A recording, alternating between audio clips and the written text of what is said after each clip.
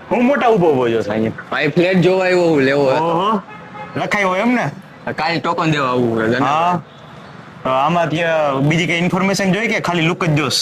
કાગળિયા બાગળિયા ની બધું જોઈ લીધું છે. હા. બિલ્ડર એ સારો છે. હા. તો હવે કાલે ટોકન દઈ દે, બીજું હું હોય. એટલે કાગળિયા કઈ તે જોયા જ નથી. એટલે ઓમ બધે કાગળિયા જોયા ભાઈ. એટલે કેવા બધે? દસ્તાવેજ ના, હા, હા. વેરાના, લાઇટ બિલ ના, ગેસ બિલ ના બધે જોયા આપણે. બસ એમાં આવી જાય.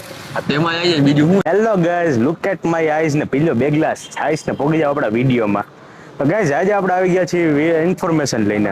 ઇન્ફોર્મેશન એવી કે આપણે તમે જોયું આ ભાઈ થોડીક માહિતી લઈને આવી ગયા. એને નથી ખબર બિલ્ડરની પ્રોફાઇલ, નથી ખબર કે શું મટીરિયલ વાપર્યું છે.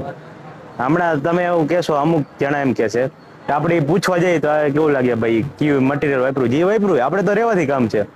મટીરિયલથી પણ ફેર પડે છે. ધારો કે તમે અમુક જાતનું મટીરિયલ વાપરો તો એનાથી શું ઇમ્પેક્ટ આવે કે ગરમીનું પ્રમાણ તમારા અંદર વધી જાય.